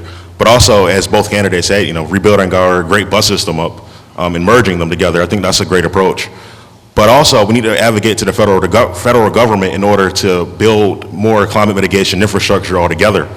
Right now, we look at north of the river, and if we do nothing as a planet, north of the river may be gone in the next 80 years, which is, something that we don't really think about too often, and, we may think that it's far outside of our lifetime, but we have to do something about that. So advocating to the federal government in order to spend those funds or monies in order to build that climate mitigation infrastructure is incredibly important for the future of our city. Otherwise, we're doomed to failure. Thank you, candidate Hicks. Next question. The Board of Elections made a mistake concerning this race. Would you be willing to support the person who gets the most votes in this race regardless of who wins? We'll begin with you for all to respond. We'll begin with you, Mayor Connolly. I think you're referring to the issue with District 2, but, I think that there was a mistake that was made with the Board of Elections. Of course, that doesn't have anything to do with the city of Greenville, but I think we owe it to the citizens to do what's best for the community. I think if that individual does get the most votes in the election, I think we owe it to that citizen, as long as they meet the qualifications to be able to serve the city, then that's what we would do. I think, I personally feel that the person was harmed in a negative manner, and I don't think it's fair for somebody that went through the process and did everything that they were supposed to do. So the person that does get the most votes, in my opinion, should be able to serve in that capacity. Thank you, Mayor Connolly. Candidate Boston Hicks, your response. Well, of course I feel that it's an unjust that someone who's tried and worked and was put out there and encouraged to run, that now they find out that they could possibly not be qualified because they're living not in the district. I think that it's, we can say that, well, if he gets the most votes, would I support him? Well, yes, I would support his candidacy in the election. However, I don't get to make that decision. It's made at the Board of Elections, and if they say he cannot be qualified, then we're having a conversation that we cannot support. Thank you, candidate Boston Hill. Candidate Hicks, your response to the question. I won't really give a long-winded response to it. Yes, I believe that whoever wins the majority of votes should be able to sit on city council, and I think it's pretty much that simple.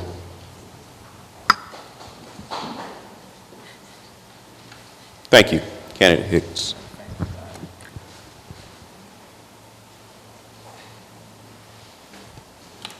Next question. There is an affordable housing crisis in our city. How can we ensure development is reignited so that housing is accessible for marginalized communities? In what ways do you plan to drive equity and ownership within these communities? We'll begin with you, candidate Hicks. So yes, this is actually one of my favorite questions because we do have an affordability crisis, and when I lived in DC, I'm very versed on how expensive housing can be.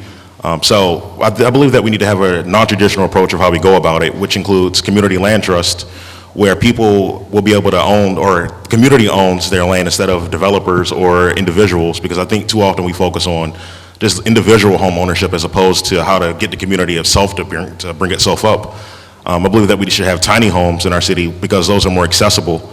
Right now, people can't afford to live in a house that's about $200,000 a year, so we need to have a different approach about how we build houses altogether. But even then, I would commit tax dollars towards building affordable housing if need be, because we can't neglect or abdicate our duty towards people being able to live in their homes. We don't want people to be homeless, and we don't want people to have 40–50% of their income going towards a rental, because that doesn't improve anybody's lifestyle. So I believe that's how we go about things. Thank you. Thank you, candidate Hicks. Candidate Boston Hill, your response to the question, please. Well, one of the things that I did when I took on running for mayor is that I decided to go and to speak to the various departments.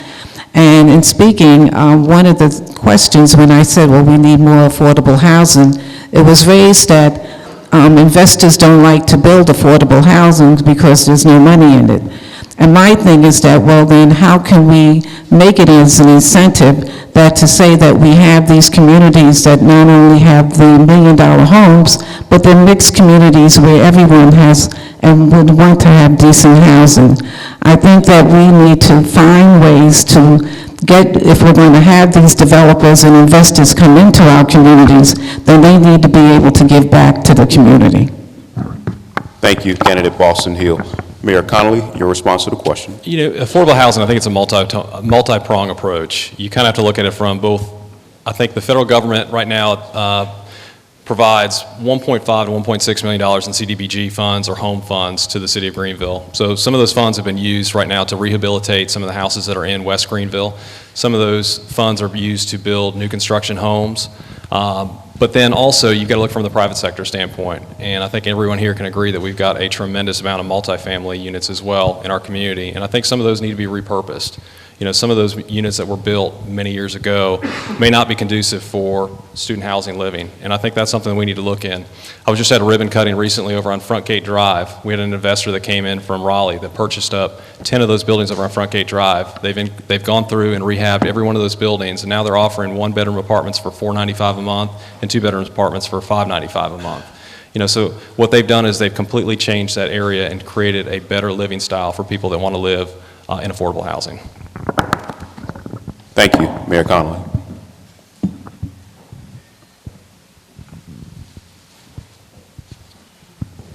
Next question.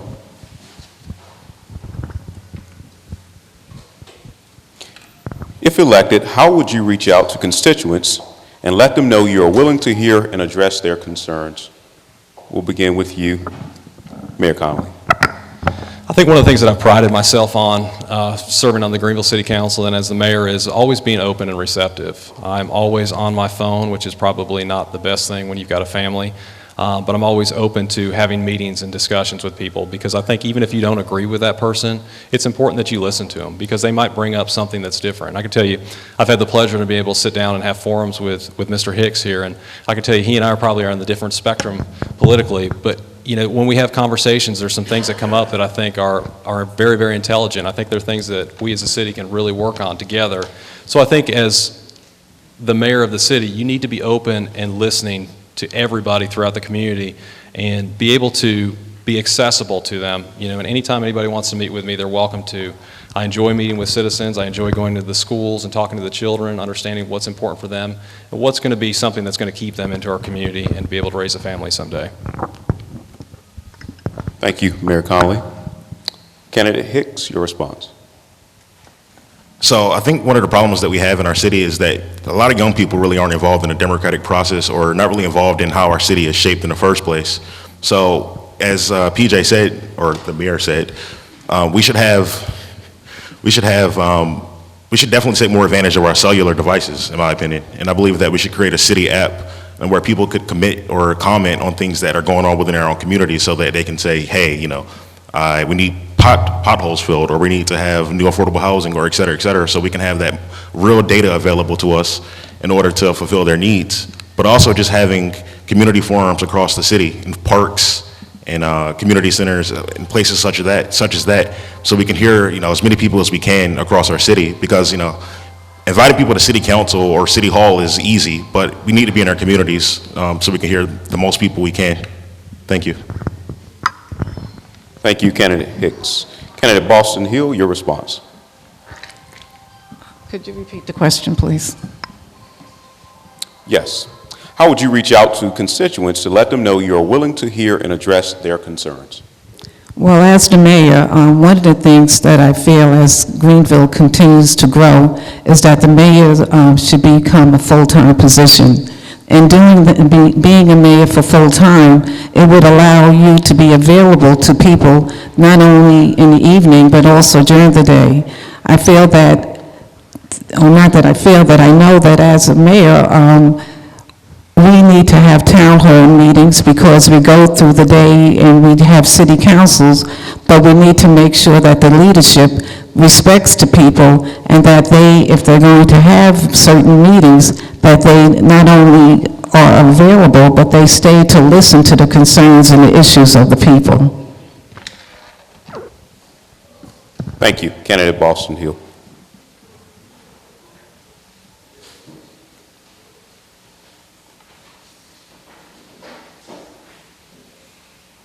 Next question. How would you support residents who need assistance to repair and maintain their homes? We'll begin with you, Candidate Boston Hill. Well, the city council should be able to come together and to realize that there will be housing, there will be people who cannot afford to maintain and to keep up their housing. I feel that as a responsibility to the city, to the people of the city who's lived in the city, committed to the city, that we have a responsibility to take care of those people who may not be able to take care of their housing themselves. So we should have funds allocated, set aside objectively and fairly to make sure that the resources are available to those who need it. Thank you, Candidate Boston Hill. Candidate Hicks, your response.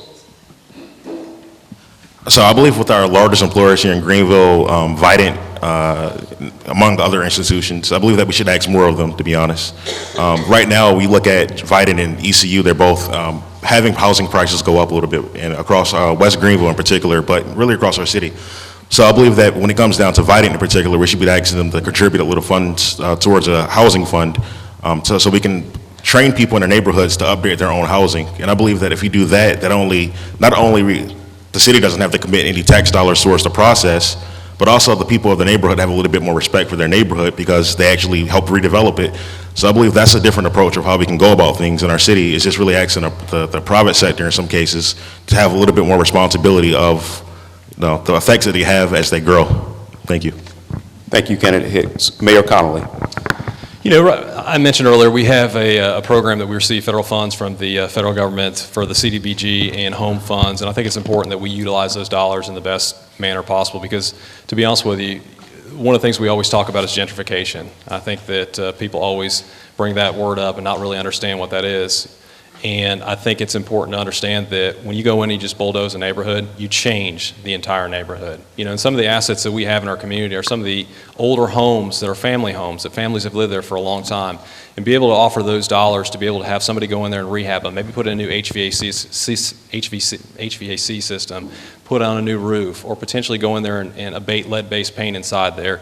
That's something that we as a city can possibly do with those dollars that are given from the federal government. And I think that it's up to the city to utilize those dollars in the most appropriate manner and make sure that we're maximizing those dollars to help as many citizens as we possibly can. Thank you, Mayor Connolly. Next question. In the event you are not elected, how will you continue to be an active member of the community? We'll begin with you, Candidate Hicks. So yeah, in the event that I'm not elected, which I really hope that I am, but in the event that I'm not elected, I believe that we should re-engage the community as a whole and really try to create a movement here of people so that the city council can really hear our voices. And the unfortunate reality is that if I'm elected or if Renee or even PJ is elected, we still have to rely on the community in order to get behind those projects that we want us to do. So really just building a movement up of people to, and you know, let me actually rewind a little bit.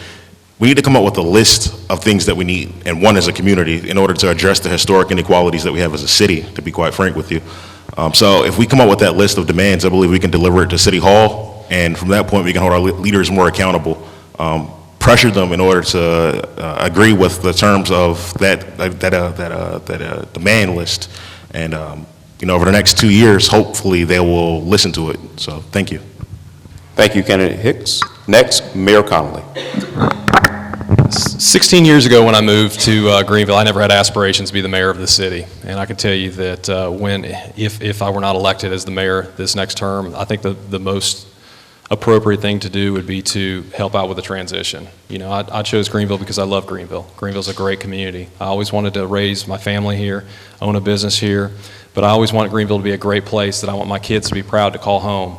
So I would do everything in my power to be able to help that transition and make sure that it's a smooth process, because I want Greenville to be a beautiful place and to continue to grow and be a place that somebody else, maybe another kid from Wisconsin, may have an opportunity to come here and say, you know, I like Greenville, North Carolina, I want to stay here and raise a family here. So in the event that I were not elected, I'd love to help out with the transition to whoever was elected.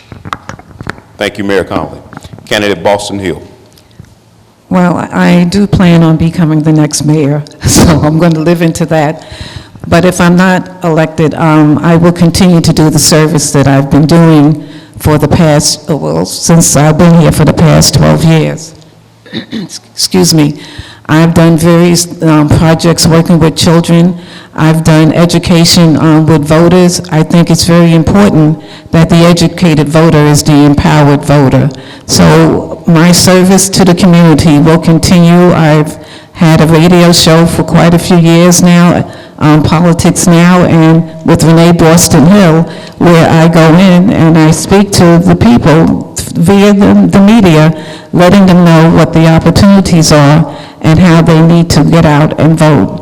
I say whether you vote for me or vote for any of the candidates that are here, we put our hats in there because we want to do a better job for the city of Greenville, and I'm hoping that, you know, you understand that we must vote. Thank you, Candidate Boston Hill.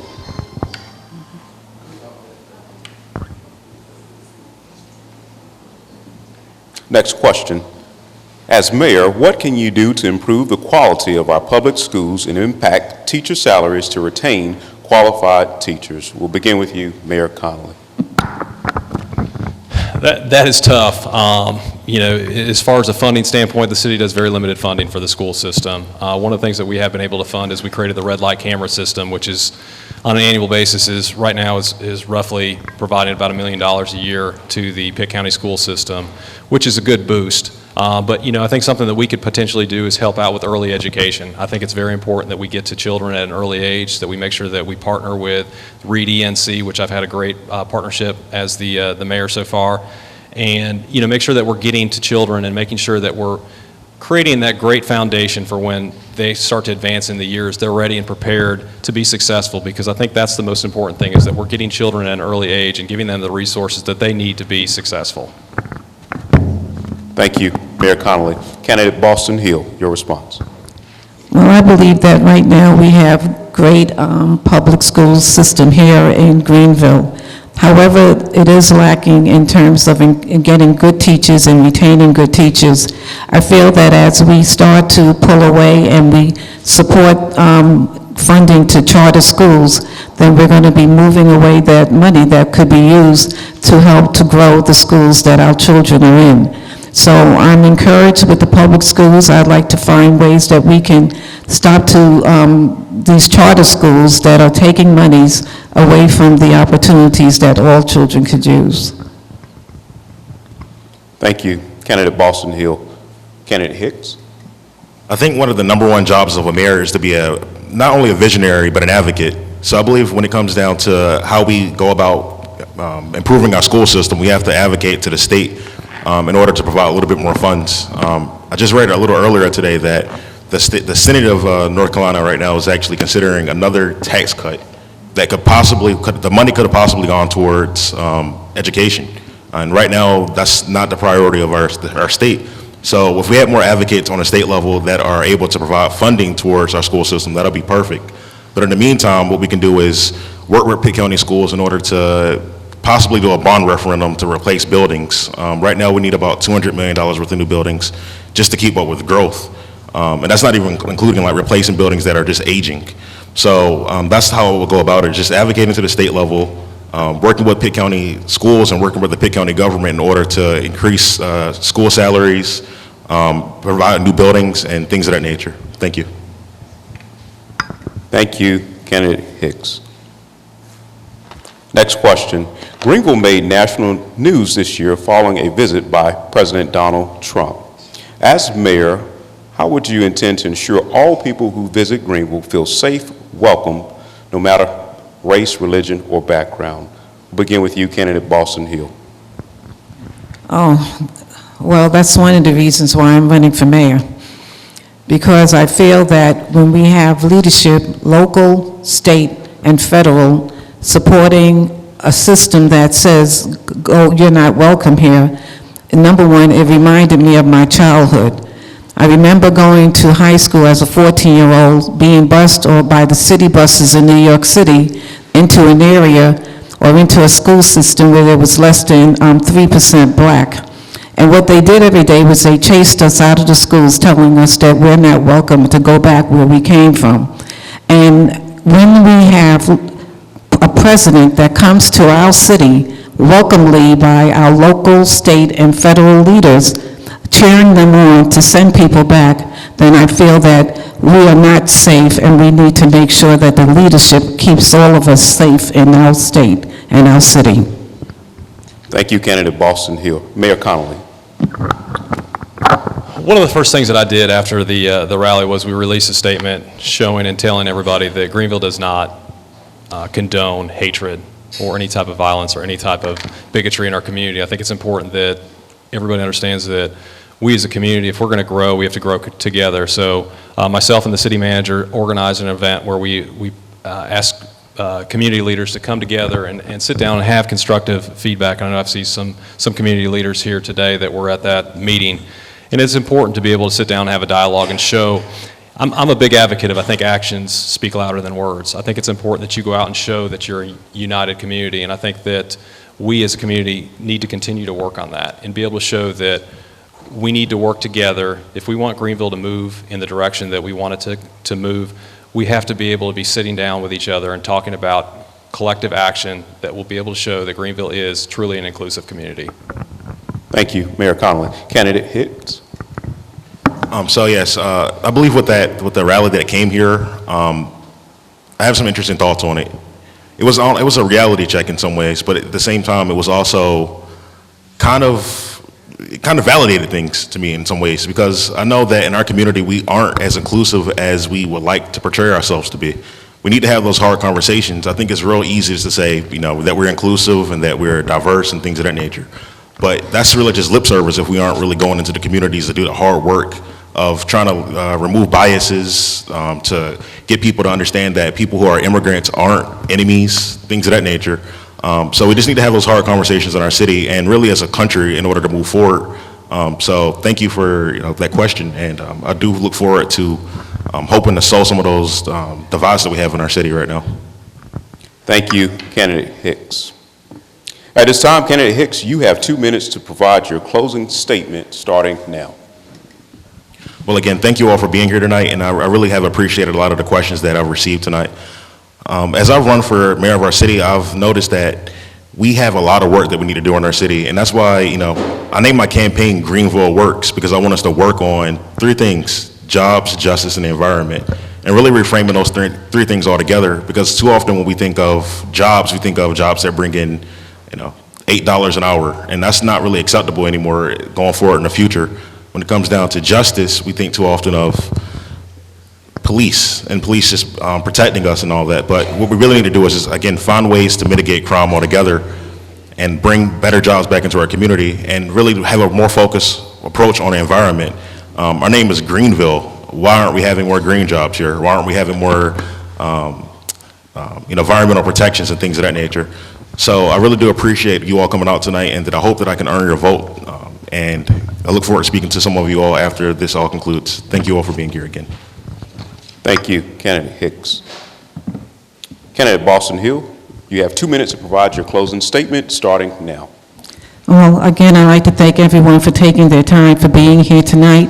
I believe in Greenville, and I believe in us, and I want to move Greenville forward. I believe that we need jobs that pay a living wage. I believe in economic development, not just for one section, for all of Greenville. I believe in one community, one city. I'm asking for your vote today because I feel that I have the ability and the wherewithal. I am not bought by any investors. I have my own money that I'm working for this campaign because I believe that Greenville could use a new direction and new leadership. Thank you, Candidate Boston Hill. Mayor Connolly, you have 2 minutes to provide your closing statement starting now. It's been an absolute honor to be able to serve the citizens of Greenville over the last 2 years as the mayor and 2 years as the city council representative for District 5. We've seen a lot of great things that have happened over the last 2 years, but we still have a lot of work that needs to be done. But over the last 2 years, we've seen some great things as far as jobs are concerned. We created the Greenville ENC Alliance, which is a collaborative process that brings all of our partners together at the table, working together to bring jobs to our community and also to retain those jobs. In addition to that, we also have to think about making sure that those jobs that are coming into our community have the workforce that's able to jump in and be successful. So one of the things I'm most proud about is the city has focused on putting money towards Pitt Community College in our workforce development program. And I'll give a shout out. Miss Representative Candy Smith was the first one to lead the charge on that, and we're continuing to hold that torch and move it forward because we understand it's important that once those jobs come into our community or those jobs are created from the businesses that are currently here, we need to make sure that we have a workforce that's readily able to jump in and be successful. So that's something that we're going to continue to work on. Another thing I think is very important is public infrastructure. I think that we need to continue to focus on investing in our public infrastructure. As you've seen, there's been a tremendous amount of infrastructure improvements over the last several years. When in 2014, we were spending about $500,000 on our roads in our community. Those are city roads. Over the last 2 budget cycles, we spent $2.5 million. In addition to that, we've increased some of the sidewalks in our community. We've also created more bike lanes to our community for multimodal transportation. We've also increased the size and length of some of our greenway system. So it's extremely important to understand that it needs to be a multifaceted approach. In addition to that, we also need to make sure that this community is safe. And we've seen a 22% reduction in crime in 2018, which is fantastic. It's great to be able to see that, but there's a tremendous amount of work that needs to be done in addition to that. And we also need to make sure that there's a quality of life aspects. We want Greenville to be a great place to live and people to have a good time living here. Thank you for your time. Thank you for taking the time out of your day to come out here and listen to the candidates. And I look forward to the opportunity to earn your vote on November 5th. Thank you, Mayor Connolly. This concludes our segment for the Greenville mayor's seat. Thank you, Mayor Connolly and candidates Boston Hill and Hicks. Good evening, everybody. My name is Demetrius Hicks, and I'm running for mayor of Greenville. The reason I'm running for is because really as a country and as a city, we have a lot of work that we need to do. Whether it be preparing for the climate crisis that is coming in the next 11 years or coming to environmental justice. We need to work on that type of stuff. And automation altogether, because over the next 11 years, automation will also take a big hold over a lot of jobs in our communities. So we need to really take that stuff seriously and really prepare for the future. So the way that I believe that we should go about that is green jobs. So that means bringing in jobs that are bus manufacturers, solar panel manufacturers, and things of that nature. But also not just that, but worker cooperatives, where people will be able to own their own workplace. Because traditionally we always work for places like Target or work for Vidant, et cetera, and we don't really have that democracy in our workplace. And it's really unfortunate because we spend so many hours of our days and our lives really in our workplace, and we don't have any say in it. So I believe that we should have a democratic workplace in our city, and I want us to work on affordable housing, where we can actually have apartments that go for $500, $600 a month, as opposed to what's going on in Uptown right now that are about $1,300 a month. And just fostering a collaboration culture in our city, because right now when it comes to the state government, we aren't collaborating nearly enough, even though the state government is providing funding towards Western North Carolina at an unprecedented rate. Western North Carolina meaning Charlotte, Greensboro, Raleigh, et cetera, et cetera. So we need to really advocate for more funding for infrastructure within our own region. So that's some of the things that I want to work on if I become mayor of your city, or of our city perhaps. And I really do appreciate you all listening tonight, and thank you, and you have a nice night. It's PJ Connolly. I'm the mayor of the city of Greenville. It's been great to be able to be a part of this forum today. I look forward to the opportunity to earn the citizens' vote for another term as the mayor of the city of Greenville. We've seen a lot of great things that have happened over the last 2 years, and I look forward to the opportunity to continue that great progress and make a focus on jobs, make a focus on infrastructure improvements, public safety, quality of life, as well as being fiscally responsible at the same time. Look forward to the opportunity to answer more questions of the citizens, and I look forward to earning your vote on November 5th. This completes our candidates forum. I ask that you remain seated momentarily as we provide closing remarks. On behalf of NPHC and Democracy NC, thanks to you, our audience, as well as our candidates for your participation this evening. As a reminder, one-stop early voting is presently being conducted from 8 o'clock a.m. to 6 o'clock p.m. at the main site, the Center at Alice King Conference Park Conference Room, located at 4561 County Home Road. Remaining one-stop early voting dates include Friday, October 25th, and Monday, October 28th, through Friday, November 1st. Greenville's municipal election will be held on Tuesday, November 5th. Polls will be open on Election Day from 6:30 a.m. until 7:30 p.m. I'll now direct your attention to your programs. Please take a look inside. There in your program, you will find a place to identify 3 persons to take with you to the polls. Let's encourage every voter to vote in every election. Again, thank you for your time and consideration this evening.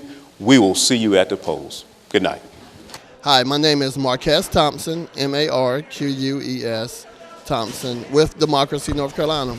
I'm the regional manager organizer for this region, and we just had the privilege of partnering with the Panalytic on another candidate forum. We do this every year, and every year it's very important to our community. This year, like other years, we have endeavored to have this event in the community in West Greenville, whereas a lot of African-American voters, or a lot of people that are often left behind by the political process, so it's very important that we had the forum here. I'm very thankful that most of the candidates came out. In fact, I believe we only had one candidate that didn't show up, and there were a number of issues that were covered. There were good, hard questions from the audience, and we got some answers. The number one issue that I was concerned about was the issue in District 2, and I'm thankful that some of the candidates decided that they would support democracy in this. No matter what happens, they would be in favor of letting the will of the people take precedent, and that's really something that I was really concerned about. But there were a lot of good questions, and I think the community was well served tonight. Good evening. My name is Ursula Bell, and I thought tonight's event was awesome. It engaged the public. We were able to give needed information that is also important to our communities. It's for everyone, even though we had pretty much a diverse group. And I think that it's also very critical that we get out to vote. Not only register, but we have to get out to vote. It does us no good to register and not go to the polls. I think all the candidates are reputable, and I think they will do a good job. But we have to make sure that we are informed about where they stand and what we look for in the community and for ourselves, for the betterment of our not only the citizens, but our community in Greenville. Thank you. My name is Freddie Outerbridge, and I enjoyed this forum tonight. And we had some very interesting questions and interesting answers. It's so important that you take a part in this so you can get out and vote. It's so important to get out and vote because it's about your life. Thank you. My name is Chanel Coleman Sellers. I'm calling with a plea for everyone to get out and vote. This forum that we had tonight was very informative. We have a wonderful selection of candidates for this voting on November the 5th. We need everyone in the county to come out and vote. Thank you and have a wonderful day. I'm Robert Cherry. I served as moderator of tonight's candidates forum, sponsored by the National Panhellenic Council of Pitt County, as well as Democracy NC. It was an absolute pleasure to have the audience come out to tonight's forum to engage in dialogue with candidates. The event was well received, and look forward to the public being engaged as it moves towards voting in the Greenville municipal election on Tuesday, November 5th.